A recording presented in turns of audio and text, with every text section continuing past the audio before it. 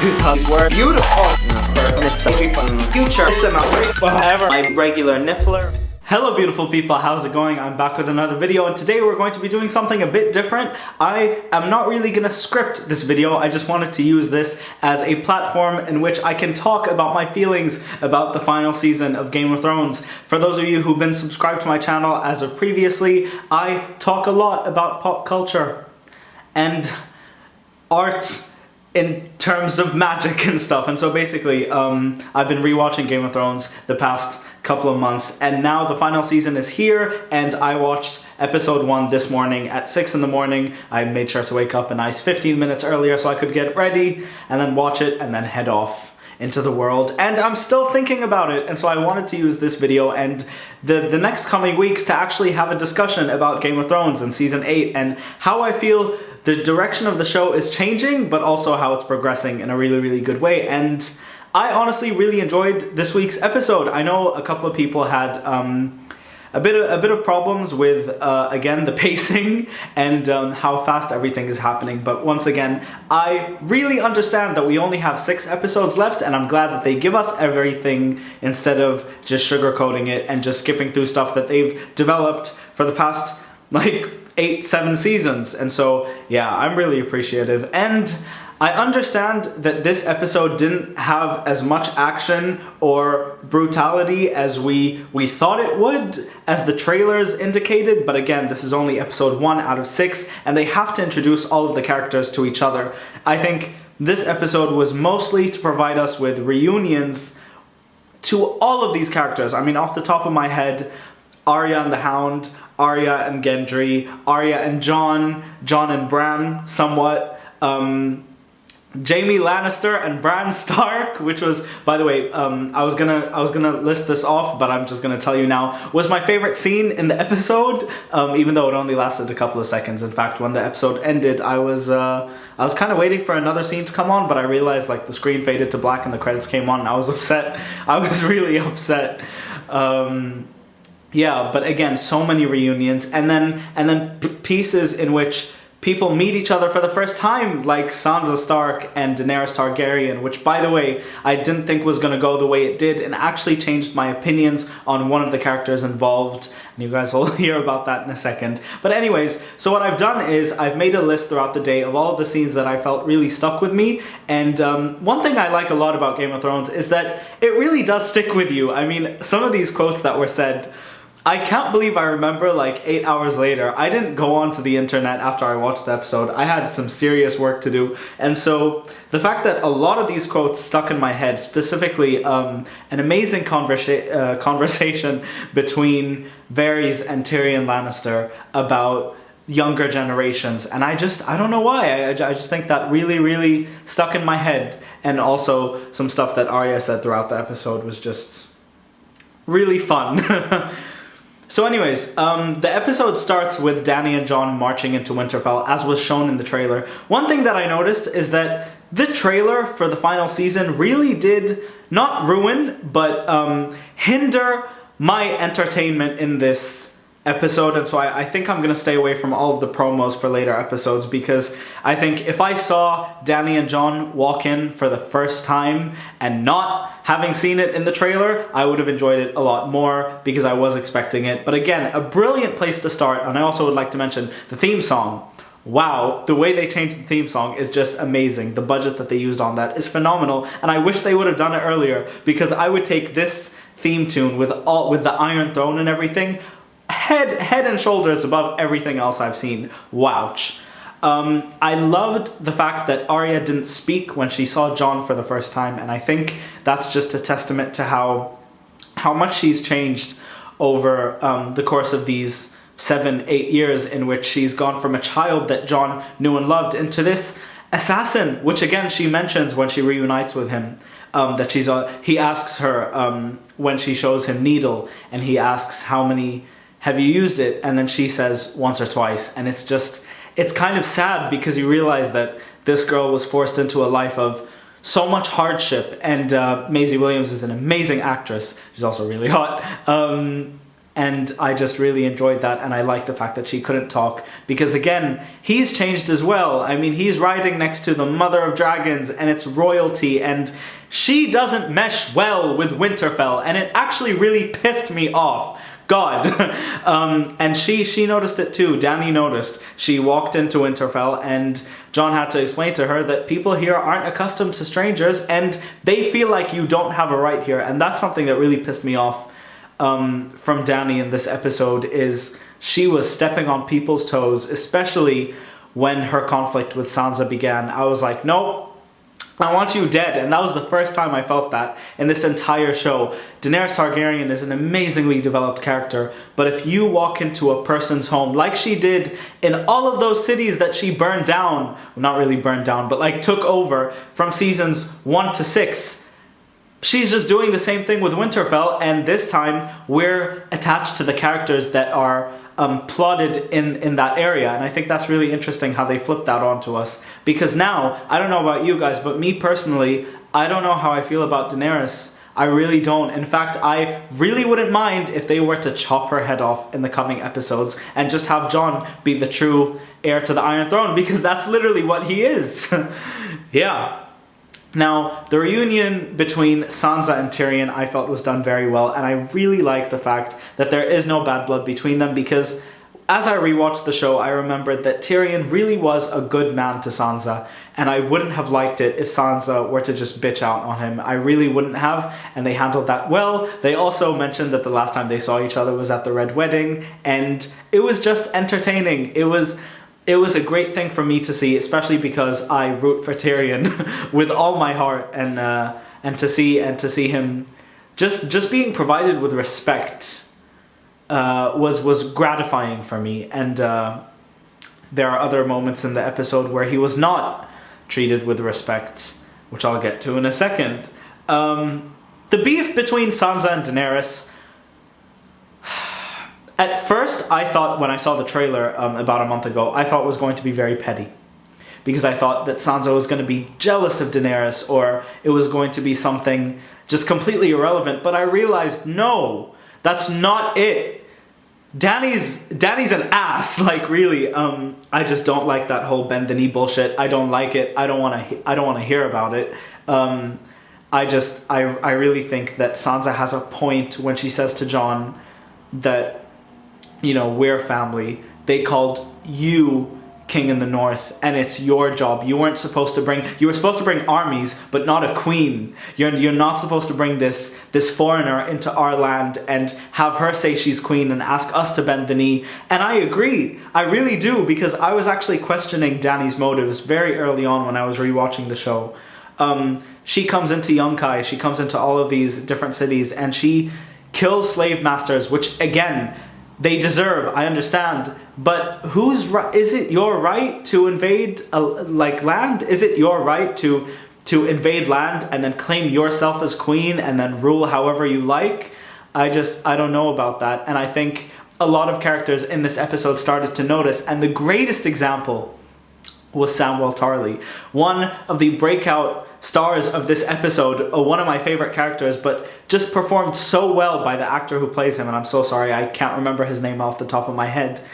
Samwell not only realizes that Jon is the heir to the Iron Throne, but he also gets to see the darker side of Daenerys, in which her and Jorah literally come into his chambers and tell him that they killed his brother and father. And it just goes to show you that Daenerys is not the greatest character to support. I mean, she literally told him that the reason they killed his parents was because he didn't bend the knee. And it just goes to show you how much she cares about her title.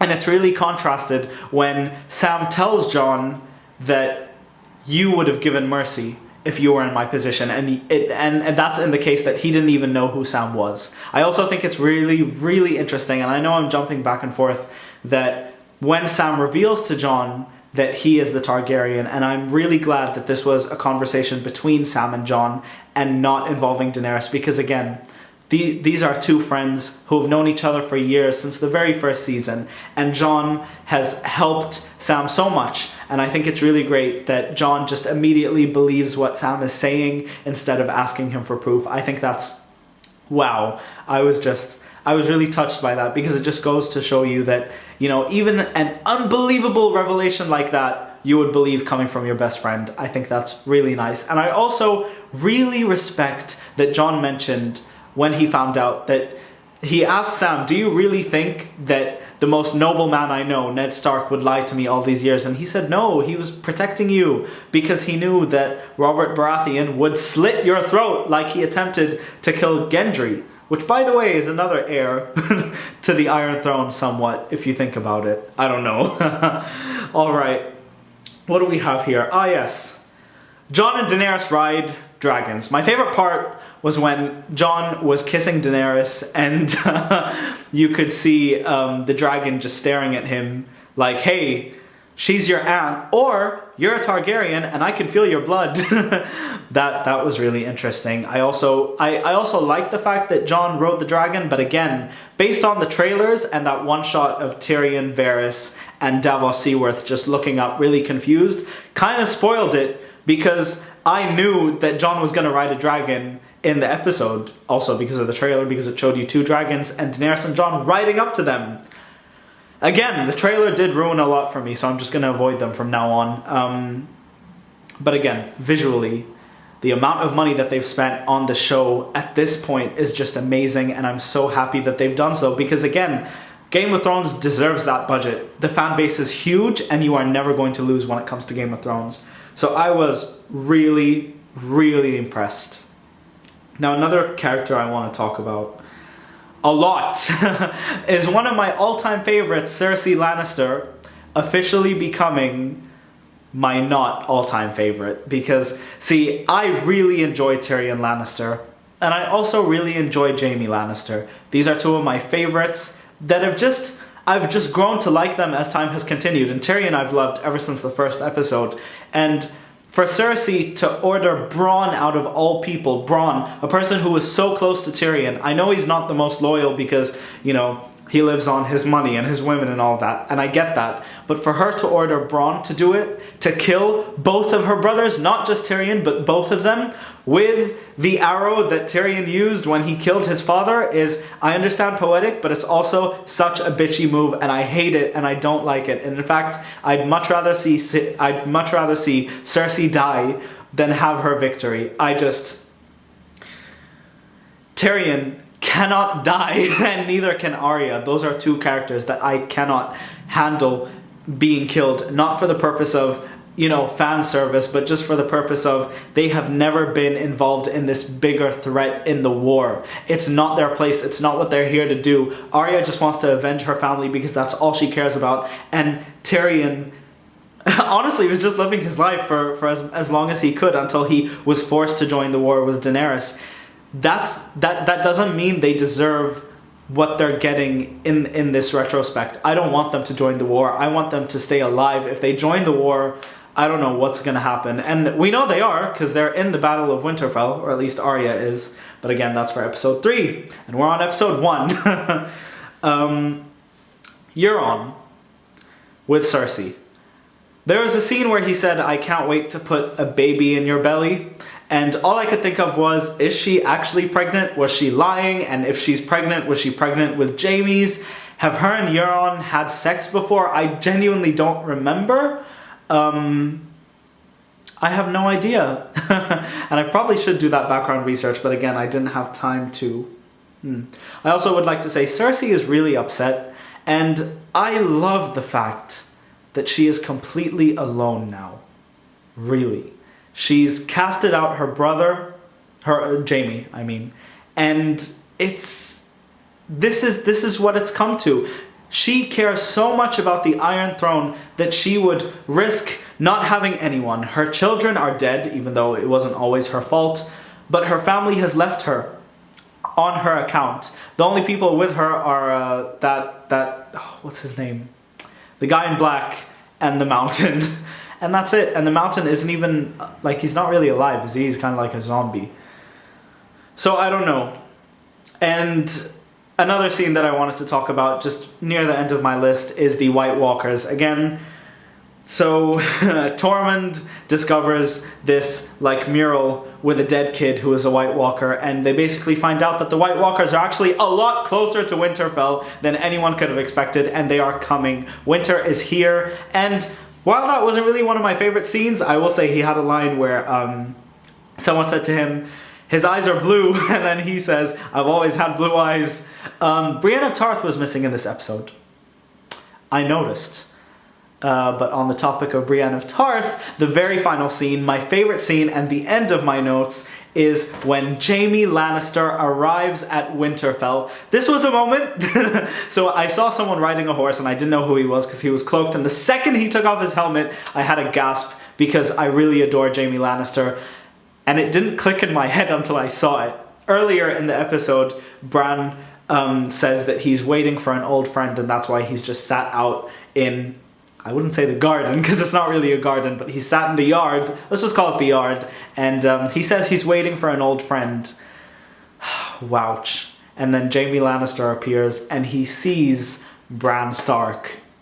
And the reason this is so huge is because the last time these characters were together in a scene was in the very first episode of Season 1, when Jaime Lannister threw Bran out of the window and led him to the entirety of his plotline with being paralyzed and him becoming the Three-Eyed Raven. This is what gave Bran his almighty powers, and I just have no idea what's going to happen in the next episode. As soon as the episode ended, there was a promo for the next one, and I turned it off.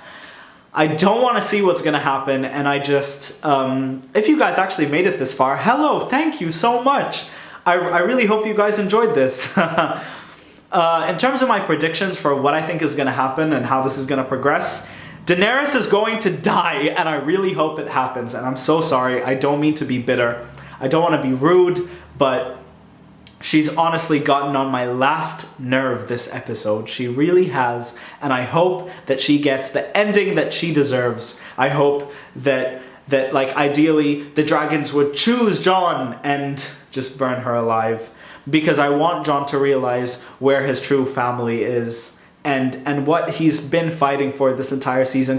Not the entire season, the entire show, because I will say back in season 7 when Daenerys and Jon did hook up, I felt like it was rushed, and I understand they were nearing to the end, but that relationship wasn't developed, and so the fact that he would ever choose her, even though he is fighting for the greater good, over his family just doesn't seem right. And there's a line when Sansa says to him, I love the scenes between Sansa and Jon a lot, but when Sansa says to him, what does she say? Yeah, she's all like, she says something along the lines of, I hope you chose him. I hope you chose her for the war and not because you love her. And I think that's very strong. And he didn't get to answer that question. And again, one last thing, the conversation between Varys and Tyrion when they're looking at Daenerys and Jon, and Varys says, respect is what younger generations keep away from the older generations to keep them from finding out the truth, and the truth is that nothing lasts. And I really hope that's foreshadowing to the fact that Daenerys will die. I've had enough. Like, honestly, I've supported her for so long, really, but you don't cross the Starks, and you just don't, because it really pissed me off. But anyways, I hope you guys enjoyed this recap, like just a discussion on the episode. If you enjoyed this, subscribe, because I'm going to be doing this every week, every Monday. Yeah, it's Monday. So thank you all so much for watching. And I think that's it. Yeah. Bye, guys.